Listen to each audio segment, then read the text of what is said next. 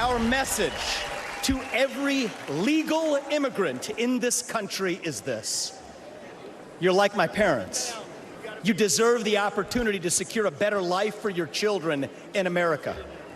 But our message to illegal immigrants is also this: we will return you to your country of origin, not because you're all bad people, but because you broke the law. And the United States of America was founded on the rule of law. That was a clip of former Republican presidential candidate Vivek Ramaswamy delivering a fiery speech here at the RNC and receiving a huge response from the crowd. Vivek is now here. He joins us live in our booth at the convention. Vivek, so this was your first Republican National Convention. You blew the roof off this place. What was that feeling like? Look, it was gratifying. These are people who, in some sense, I've been talking to for the last year and a half, with a message of national unity, but of a different kind. Not fake artificial national unity, but a true national unity that says we're going to disagree deeply, not a little bit, but deeply about a lot of things. But we are still bound by a common set of ideals. So I tried my best to transmit that. I did get a little passionate with that message, but it was really gratifying to see the crowd respond to it. And we'll go into those immigration policies in a moment. Your friend, Senator J.D. Vance, delivered his speech yesterday. It was different than your speech. It was different than Peter Navarro's speech, right? It wasn't all that red meat. It was very biographical. He didn't blow the roof off the place. People loved the speech maybe in a different way. How do you think he did? I thought he did outstandingly well. I mean, it was a different context as well, right? And I think this is JD's introduction to the country. I thought he hit it out of the park. I come from a biased perspective. JD's a good friend. Usha, his wife, I thought did outstandingly as well. She's also a friend and a former You guys classmate. all met in law school, right? We were all classmates in law school. And I was glad that the country got to see a side of him that's very hard for it to come out on that stage. He gave a nice long speech, and I think that was good to be able to see the contours of a personality that's hard to otherwise come across on a stage. You know, it's interesting you bring that up, right? I know you're an Eminem fan, right? Yeah. And I was wondering, you know, will the real JD stand up? And what I mean by that is that we heard from the guy yesterday, right? He's deeply intellectual. He wrote a bestseller about his life. Incredibly educated, a veteran. But you watch him in interviews, and he can sort of lean into like the red meat of the party. He can throw that to those viewers, whether they be in podcasts or right-wing talk shows. He's also a phenomenal debater. But the guy we saw yesterday, that wasn't the same guy. And you're saying he has different sides? You think that was part of the goal yesterday? I mean, I understand every American watching our exchange even now. Everyone has different sides of their person. The question is what actually comes through in what context. I got this question a lot during my presidential campaign as well. If you're sitting down in a 2-hour podcast, it's a different experience than if you have a 30-second clip that's either on a debate stage or a 2-minute hit on a cable news network. And so I think you want a president who has the full octaves, right? Yeah. That was my approach running for president. I think you want that in a vice president as well. So that's what I would say. You've chosen to go full Red Bull a lot in your political speeches. Energy, passion. What do you hope to hear from former President Trump?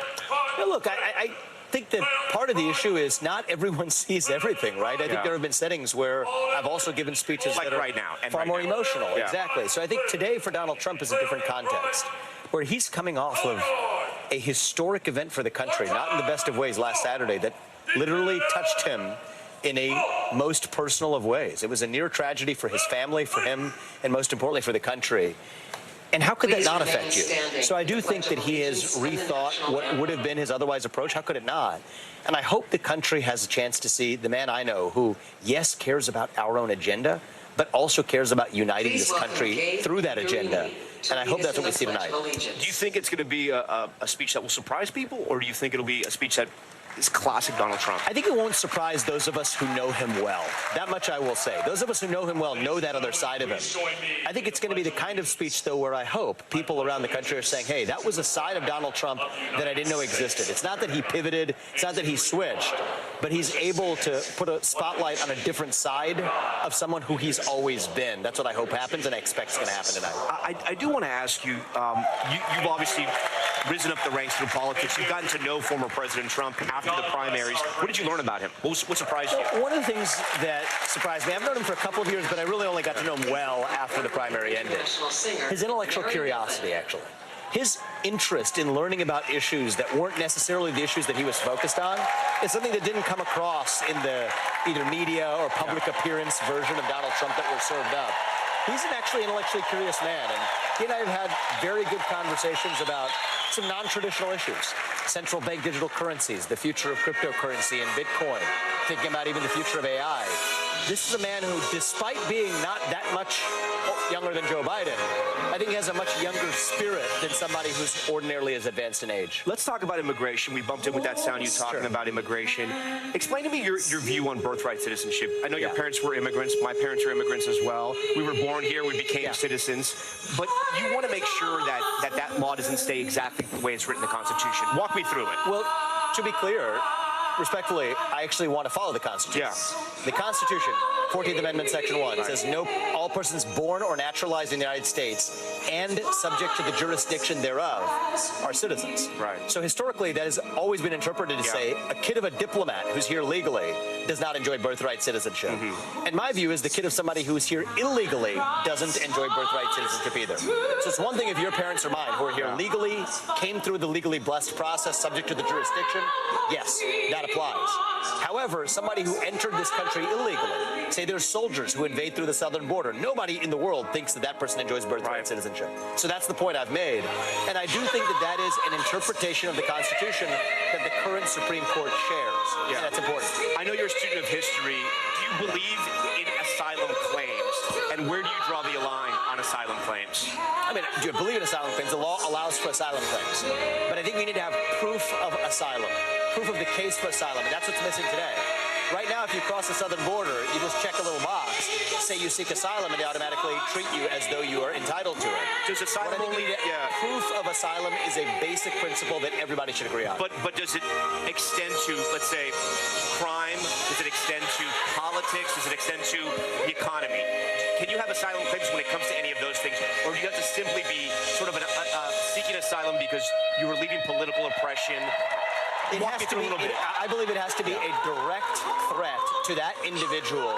That can be provable. That can be provable with a high burden of proof, with a high degree of personal consequence. That would bring down the scope of asylum claims, I believe, by over 95% relative to what they are today. You have a passion for this. Would you take a job in the administration, as it's getting loud out here? Would you take a job to lead Homeland Security since you're passionate about this issue? So President Trump and I have had some great conversations about both impactful roles, major impactful roles in the administration. Obviously, there's also been some recent developments this week, right, with JD, my friend, but also fellow Iowa. I'm going to ask you about that as well. So I would see multiple different paths open coming out of this convention. I expect to have some good conversations with President Trump. I'm keeping a very open mind, but what President Trump and I agree on is whatever it is, it's going to be large impact on the country, and that's what I'm rooting for. But if you could write your own ticket, would you rather a role in the administration, or would you want to serve the people of Ohio? Look, I want to serve the people of Ohio, and I want to serve the people of this country in the process. Of course, the senator represents the country, but is representing a state in the Senate. So look, I think there's multiple paths. One of my core passions, in addition to the immigration issue, is shutting down the regulatory state and the administrative state. It's one of the core issues of my presidential campaign. There's room to do that through the executive branch. There's also more of a foundation that needs to be laid through the legislative branch. So both of those are important, and I'm giving thought to that. Obviously, this has been a crazy week. My first thought hasn't been what's next for me. It's been what do I care about for the country. I know you're a tennis player, and one of your favorite players, I think, is Rafael Nadal, right? He's a true grinder, right? Yes, he plays for every point, practices a lot. I know you're a firm believer in sort of the theory of rest. You got to really put the time in. People like you, people like Senator J.D. Vance, have an interesting path through politics, right? It's not the normal path. You didn't start at the city council. You didn't work your way up to the state house. You kind of exploded onto the scene, right? Do you think that's better? Because I ask, because if you were to become a senator, you'd have zero experience in the Senate. And that's a knock that a lot of Republicans had on Barack Obama when he got to the Senate. How is it different this time around? Well, look, I think it's been an asset for JD to bring a fresh perspective, and I think it would be an asset for me, whether it was in the Senate or in the administration. I do think it's a good culture in our country to have people who are outside of politics. Not everybody in politics, but a good number of people who do come from outside of politics. It's a tradition that our founding fathers would be proud of. Our founders were not professional politicians either. One of the things I love about JD is he brings in energy, but also a coherent ideology. Even though mine's not exactly the same as his in every respect, life would be boring if it were. I think we need more people in politics from the next generation who have their own vision for the country. Governor DeWine was sitting right here yesterday. I asked him about you. You wouldn't commit to anybody. He says it hasn't happened yet. The process is still fresh. What's your pitch to Governor DeWine to say, I'd be a great candidate? Can you think about me? I'm not in the business of making that pitch. What I've said is, if I'm asked to serve, I would have to consider it. I have an obligation to this country to consider it. But to compare that to the other path of driving major change at a high level. Why would you be a good senator, through the executive branch? Look, I care about this country. I've lived the American dream, and I want to translate that. I'm not in this for any other reason than to give back to the country. And I also do have a very clear vision for what I stand for. It's not the same as what everyone else in the Senate would agree with. I think the top threat to the country is the overgrowth of the regulatory state. I'd be a clear voice for shutting down much of that administrative state.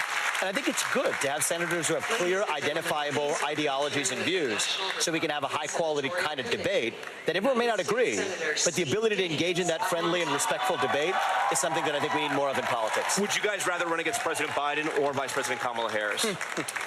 I think there's pros and cons to both. I have a feeling it may not be either. It was actually in the NBC Republican debate at the end of it in my closing statement last year that I said that Biden wouldn't be the nominee. It was dismissed by a lot of people as crazy talk at the time. It looks like it's on the verge of actually happening. We're going to have to wait and see. Vivek Ramaswamy, thanks for taking time. Thanks for talking to us. Good to see you. Thank you for having me. Yeah. Thanks for watching. Stay updated about breaking news and top stories on the NBC News app or follow us on social media.